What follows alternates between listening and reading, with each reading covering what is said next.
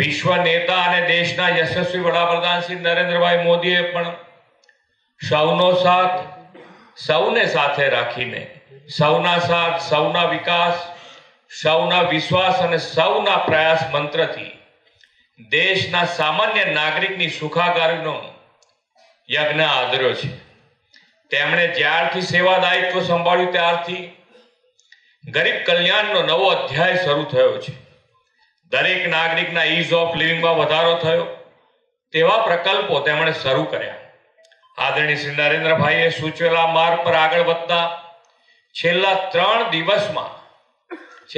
દિવસનો મારો પ્રવાસ જે છે એમાં વિકાસ કાર્યો એમાં સૌથી પહેલા રાજકોટ 2 દિવસ પહેલા જ 545 કરોડ રૂપિયા, ગઈકાલે ગાંધીધામ અને ભુજમાં 176 અને 503 કરોડ રૂપિયા અને આજે સૌરાષ્ટ્રના પેરિસ છોટે કાશી એવા જામનગરમાં 622 કરોડ રૂપિયા એમ છેલ્લા 3 જ દિવસમાં 1846 કરોડ રૂપિયાના વિકાસ કામોની ભેટ મળી છે।